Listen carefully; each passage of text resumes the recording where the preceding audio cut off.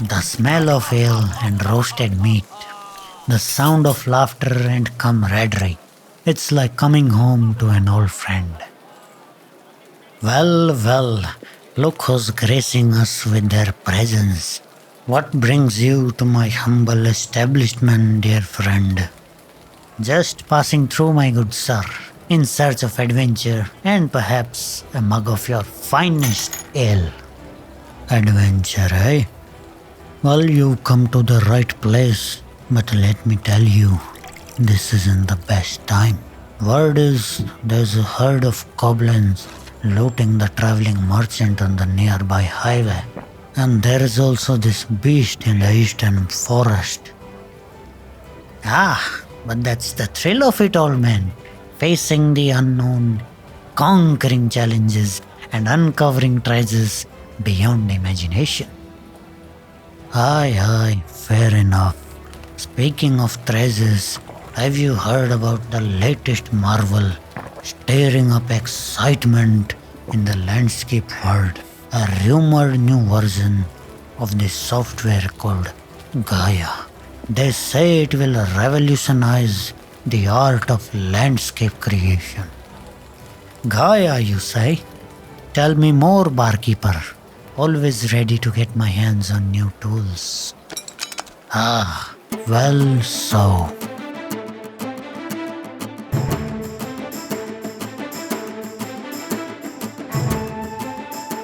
Hello, adventurer. Behold, Gaia 2. Not the stable version, don't get too excited. It's the early access, fresh from the forge. So, let's see what's new, what's changed, and all that good stuff. So, there is a new UI. Some of the stuff is moved around, some of the stuff is added. If you remember, this is Gaia 1.3. It's the 1.3.2 to be exact. And let's see what else is new. First off, there's the new toolbox. The old one looked like this. Lots of text. I mean, who even reads these days?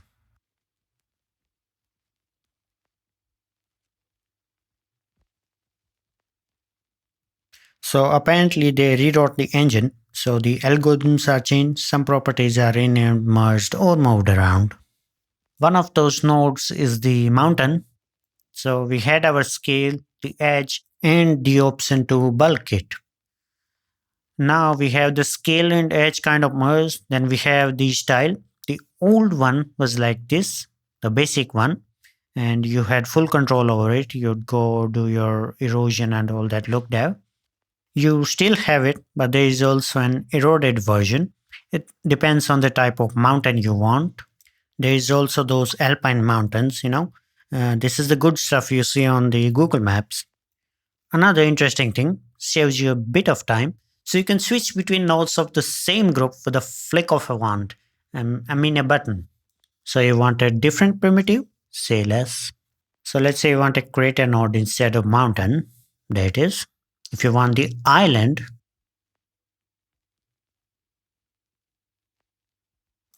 and this here is the map viewer. It was previously called the 2D viewport. So it's a floating window now. You can cycle through different seeds. And let me turn on the raw data. And you can change the size of your island.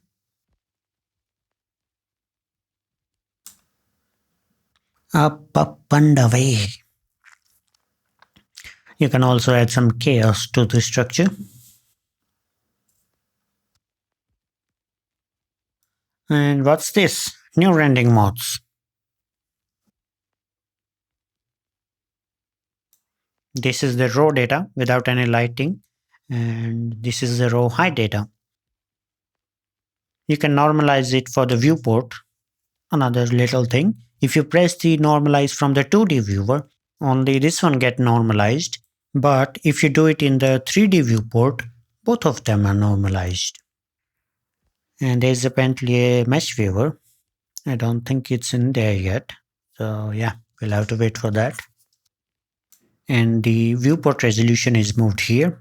The sky settings are down here, here. Okay. If you have multiple nodes, they will show up under the graph. So this one will be useful for the new texture workflow. Again, preview, not there just yet. And from here, you can have multiple graphs. It's called tabs now. Earlier, it was just the plus icon and that.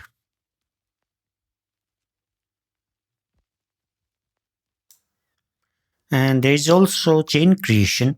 So you can type the name of different nodes like ridge, erosion, let's say crumble. There it is. If you press enter, it will create that chain for you.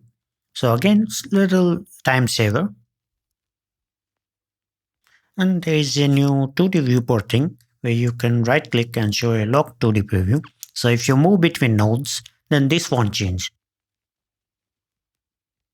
You can still have your 2D view that changes.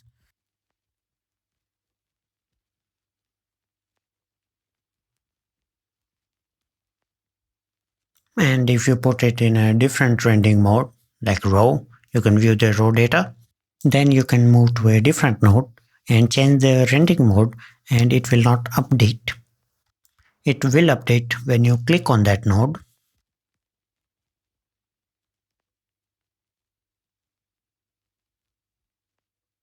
Some nodes like erosion have multiple outputs, and ideally you would want to see them. I mean, it's only human nature. Now you can view them in the 2D viewport. So this is the flow. You can see the red preview thingy. Maybe you want to change some properties based on that. And apparently there was also a new preview on the lake as well.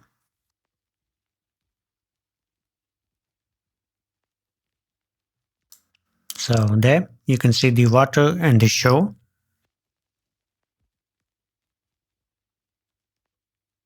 And you can obviously go through these as well.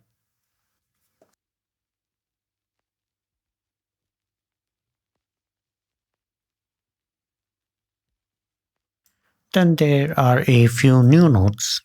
There's a new node like Craggy. It adds these gorgeous rock structures. Not a tutorial, so we won't go too deep into that.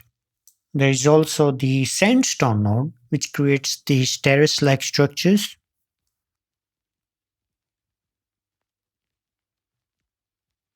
The rockscape is our old rocky node.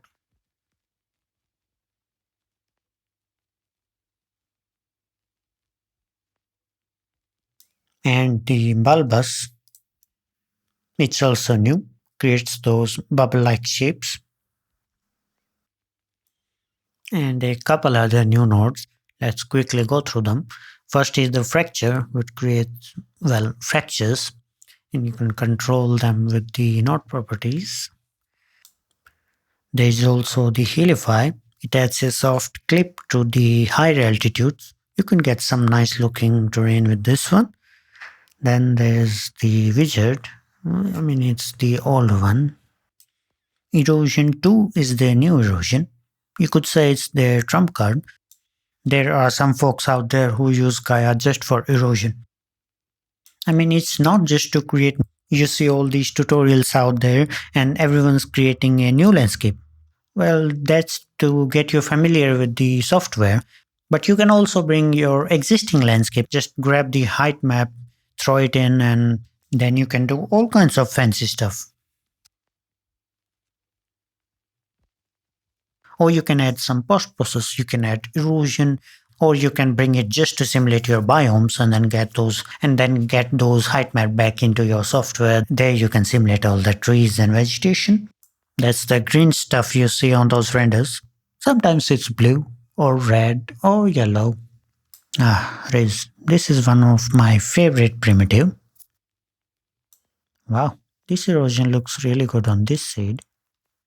And by the way, if you haven't noticed, we are working real time at 2K resolution all this time. So yeah, it's fast. Let me play with this for a while.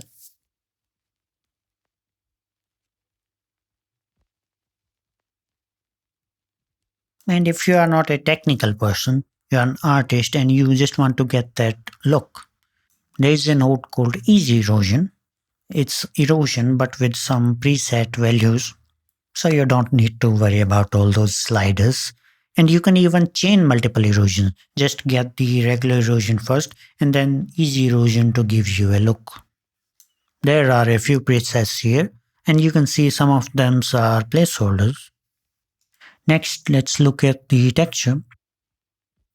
There's not a whole lot added just yet, but the texture base, it's the old texture node. It gives you a gradient variation on the landscape. Then you can just plug it in a set map to give it some colors. Yeah, this node's changed quite a bit, but there are a lot of satellite images that you can get the color data from. And there is also a preset version of this node. You can see all those placeholders. And then switch through the colors of your choice and all that. New nodes are being added. So you can do a Google search for Gaia 2 roadmap. So this is all the stuff that's added and new stuff which will be added. Let's move on to the new thing, groups. So no more spider webs in the graph.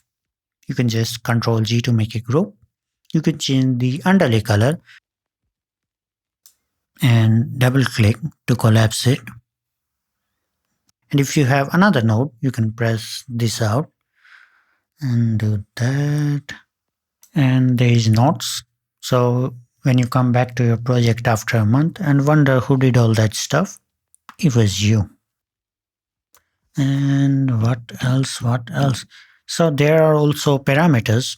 So you can bind a certain node property to a parameter that you can control. So let's make a new variable. I think it was right here. You can add your own variable. Let me add a custom one. Unreal height variable. And let's put the value to 512.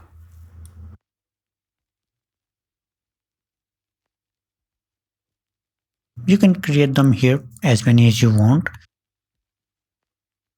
Then you can bind them to a property. If I bind it now, it will crash. So that's something you can do now. Another thing I want to show you is the Unreal tool.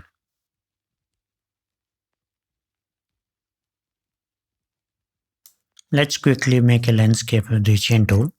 So ridge, erosion, and fractal tiles.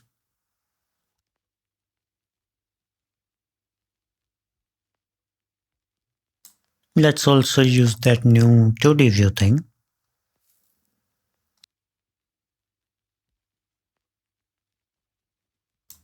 Let's add some definition. Maybe some height. And change the seed. Go to erosion and fractal terrace. Yeah, it's good enough.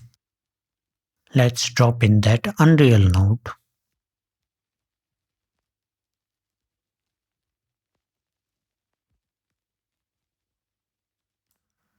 It currently has the Unreal's recommended landscape size from the Landscape Technical Guide, and it will soon be updated for the word partition component sizes. Let's check 4033. Here let's choose the closest resolution and start building. In the labyrinth of new moon's glow, I stand before my greatest foe. With whispered keys, secrets I implore. Whatever shall I do?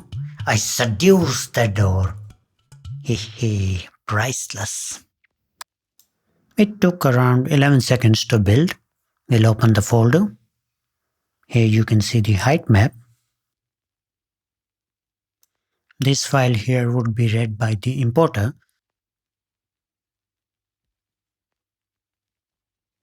So our height map is 4033 resolution. Our scale, which is at default 5000, and the height is 2500, and the actual height of our landscape is 841. You don't need to worry about these peasant problems. It will be taken care by the Gaia plugin.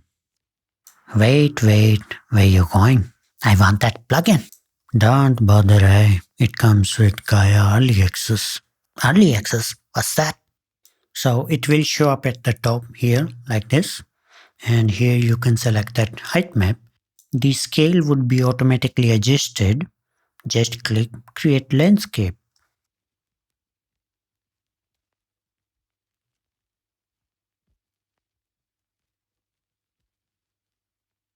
And there you have it. One click import. This landscape here. Right now it does not support word partition, which is still in the works. Later it will have some additional capabilities. Just my brain playing tricks, or it looks flipped. And of course you can change between the export nodes. This is the standard export, which was called the output node in Gaia 1. This one. There is also the mesher. So now we can export OBJ, FBX, GLTF and ABC. Earlier it was just OBJ and FBX. We can also generate a point cloud. And if you want to see some spicy data about the performance and memory, just see how fast these nodes are, then I'll do some benchmarks of how much memory it uses versus the build time, the early access versus 1.3. I already put some data on the Discord. So if you are in the Discord, you'll see these two. I'll add a few more, maybe make a video if enough people are interested. So if you are in Discord, then go to this channel. If you are not, why? I'll put a link down there. Down where? Keep exploring and perhaps you'll catch me in the next video. I'll see you next time. Until then, enjoy what you're doing.